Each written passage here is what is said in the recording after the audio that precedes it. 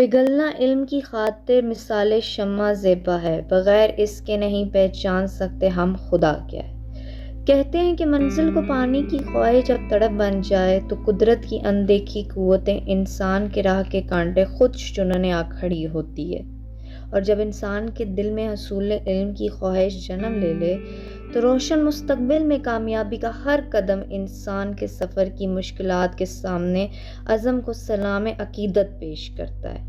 ये कहानी है इल्म की प्यास बुझाने का अज़्म लिए एक ऐसे नौजवान की जिसने अपनी गुर्बत को अपने ख्वाब की तकमील की राह में रुकावट ना बनने दिया, लेकिन अपनी मासूम आंखों में तालीम हासिल करने के ख्वाब की रोशनी कभी मांद नहीं पड़ने दी। कई बरस काबिल सब्जी मंडी में अपने बाप का हाथ पकड़कर आने वाले इस नौजवान ने दूसरे हाथ में कलम और कंधे पर बस्ते से ऐसी दोस्ती निभाई जिससे इस नौजवान को अज़्म व हिम्मत की एक मिसाल बनाते हुए पाई। आज हम आपको मिलवाएंगे एक सब्जी मंडी में PhD स्कॉलर से जिनका नाम है अदनान मोहम्मद।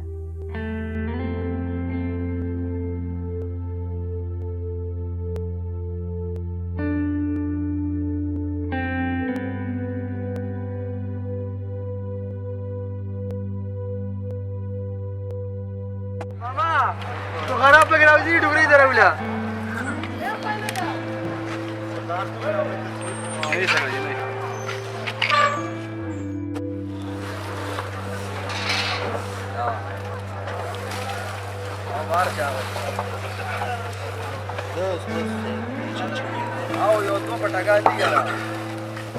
मैं हूं मोहम्मद अदनान मायार। मैं बेसिकली मर्दान के गांव मायार से ताल्लुक़ रखता हूं और तकरीबन 2005 से वालिद साहब के इंतकाल के बाद मैं यहां पे आया हूं इस्लामाबाद सब्ज़ी मंडी में।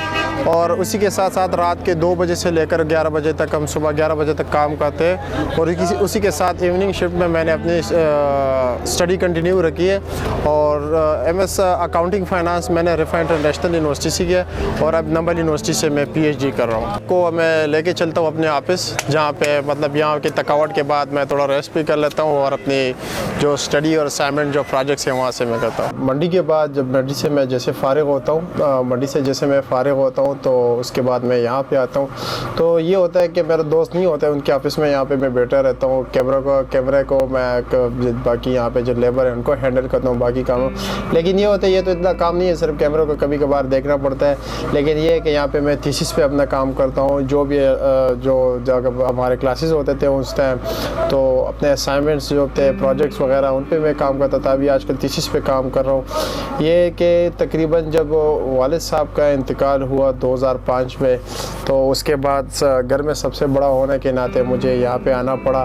तो जब यहाँ पे आया तो यही काम किया मैंने, मतलब एक स्टॉल पे मज़दूर लगा। उसी के साथ ये तक कि तालीम के साथ शौक़ भी था। वहाँ पे लोगों को देख के मुझे ये महसूस हो रहा था कि अगर मैंने भी मतलब ये टाइम ने तो वैसे भी गुजरना है, लेकिन अगर मैं इसी तरह ये टाइम को अपना वेस्ट करूं और पढ़ाई को अपनी एजुकेशन को कंटिन्यू ना रखूं तो मेरी ज़िंदगी भी वैसे ज़ाया हो जाएगी।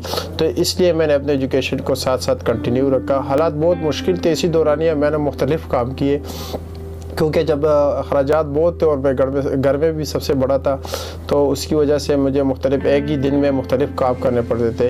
स्टॉल पे काम करता था, कबाड़ भी चुना है मैंने, रेडी भी चलाई है मैंने, होटल में भी काम किया है, मैं ऑफिस बॉय भी रहा हूँ। ये मुख्तलिफ मराहल में मैंने काम किए। FSC मैंने प्री मेडिकल के साथ की क्योंकि मैं डॉक्टर बनना चाहता था, क्योंकि हर किसी का यही शौक़ होता है ये इंजीनियर बनना या डॉक्टर बनना तो पाकिस्तान में।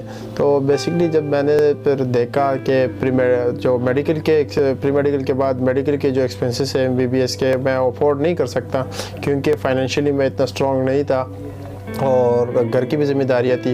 तो उसके बाद मैंने अपना एजुकेशन लाइन जो है वो चेंज किया। मैंने BCom किया कायद-ए-आज़म के एफिलिएटेड कॉलेज से। फिर उसके बाद मैंने फेडरल उर्दू यूनिवर्सिटी से MCom किया, मेरा स्पेशलाइजेशन फ़ाइनेंस था। तो एजुकेशन का शौक़ ही था। वो अक्सर लोग कहते हैं कि रिफा यूनिवर्सिटी बहुत महंगी यूनिवर्सिटी है, आपने वहाँ से MS भी किया। लेकिन यह है कि मेरा जो अपना शौक़ था मेरा कुछ और किसी और अपने लाइफस्टाइल ये स्टैंडर्ड पे मैंने अपने तो ख़र्चे अखराजात जो है इन पे इतने ज़्यादा नहीं थे क्योंकि एक सिंपल लाइफ थी। और वैसे भी ज़िंदगी बहुत आसान होती है अगर बंदा जो है ना ज़रूरियात और ख्वाहिशात में फ़र्क करे। तो फिर उसके बाद मैंने रिफा इंटरनेशनल यूनिवर्सिटी में एडमिशन लिया। वहाँ से एमएस अकाउंटिंग फ़ाइनेंस में स्पेशलाइजेशन थी मेरी। तो फिर मुख्तलिफ़ यूनिवर्सिटीज़ में अप्लाई किया क्योंकि एजुकेशन का ही शौक़ था और फिर डॉक्टर का टाइटल भी हासिल करना एक ख्वाहिश था। तो उसके लिए मैं मुख्तलिफ़ यूनिवर्सिटीज़ में टेस्ट दिए, किसी में टेस्ट क्वालिफ़ाई किया, इंटरव्यू में रह गए, किसी में टेस्ट ही क्वालिफ़ाई नहीं किया। फिर उसके बाद मैंने नंबल यूनिवर्सिटी में पीएचडी के लिए अप्लाई किया। तो शुक्र अल्हम्दुलिल्लाह टेस्ट और इंटरव्यू दोनों को क्वालिफ़ाई करके मैं शुक्र अल्हम्दुलिल्लाह अभी मैंने कोर्स वोर्स कंप्लीट किया और अपने थीसिस पे काम कर रहा हूँ। आप देख रहे हो आपके सामने। तो असल में ये होता है कि समटाइम्स ये होता है कि हमारे जो यंग जनरेशन है ना, ये एक जवाज़ बना लेते हैं या गुर्बत को या किसी और हालत को, या देखते हैं कि पाकिस्तान में अनएम्प्लॉयमेंट रेट को देख के कहते हैं कि आपने कौन सा तीर मारा है एजुकेशन हासिल करके। तो एजुकेशन को अधूरा छोड़ देते हैं या एजुकेशन की तरफ जा ही नहीं देते। अक्सर वालिदैन भी ऐसे करते हैं कि बच्चों को जो है ना एजुकेशन की तरफ नहीं भेजते क्योंकि ऑलरेडी बहुत बेरोज़गारी है।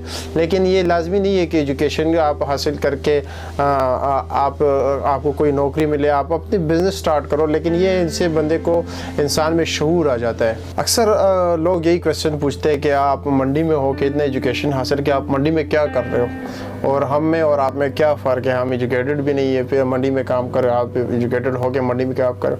लेकिन असल में ये इसी मंडी की वजह से मैं इस मुकाम तक पहुँचा हूँ, क्योंकि आपको मैंने अपने बैकग्राउंड के बारे में बताया कि जब मैं यहाँ पे आया था उस टाइम तकरीबन मेरी उम्र 10, 11, 12 साल थी। लेकिन यहाँ पे मैंने अपनी मेहनत और मज़दूरी जारी रख के मैं पीएचडी तक पहुँचा हूँ। तो मतलब ये कि इसी मकाम की वजह से पहुँचा हूँ। मैं किसी मतलब ऐसे अमीर घराने से ताल्लुक़ नहीं रखता हूँ कि मैं एजुकेशन के साथ साथ एजुकेशन हासिल की और फिर यहाँ पे बिज़नेस के लिए आया हूँ। नहीं, बेसिकली मैंने यहाँ से कमा के अपने ऊपर इन्वेस्ट किए। तो मैंने मेहनत किया है और इसी मेहनत की वजह से मैं इस मकाम तक पहुंचा हूँ। मैं मंडी जाता हूँ ना, तो बहुत से लोग मुझे यही क्वेश्चन करते हैं, यार आप में और मुझ में क्या फ़र्क है? क्योंकि आप एजुकेटेड हो, आपने पीएचडी तक पहुँचे हो, हमने एजुकेशन भी नहीं हासिल की, लेकिन दोनों एक ही फील्ड पे और एक ही जगह पे काम कर रहे हैं। तो उसके फ़र्क बहुत होता है। फ़र्क ये है कि आप तो खुद देख रहे हो कि आप लोग आए हुए तो इसी वजह से आए हुए हैं ना, कि मेरे बैकग्राउंड की वजह से, मेहनत की वजह से। तो इंसान जब मेहनत करता है तो कुछ भी मुश्किल नहीं है। मुश्किल होता है लेकिन नामुमकिन नहीं है। तो मैंने मंडी में नहीं रहना है, मैंने मंडी से ही निकलना है। कोशिश कर रहा हूँ, मुख्तलिफ यूनिवर्सिटीज़ में अप्लाई भी कर रहा हूँ। कहीं पे इंशाअल्लाह ताला रिसर्चर लग जाऊँगा या लेक्चरर लग जाऊँगा। तो कोशिश तो कर रहा हूँ और इंशाअल्लाह एक दिन मिल ही जाएगी। इतनी मेहनत की है और मेहनत का सिला अल्लाह ताला ज़रूर देता है। मेहनत कभी किसी की ज़ाया नहीं होती। और नौजवान नस्ल को यही मेरा पैगाम है कि तालीम की तरफ जाए और किसी ऐसी वजूहात को अपना जवाज़ ना बनाए, गुर्बत को या किसी और चीज़ को, तो अपने एजुकेशन की तरफ ध्यान देना चाहिए।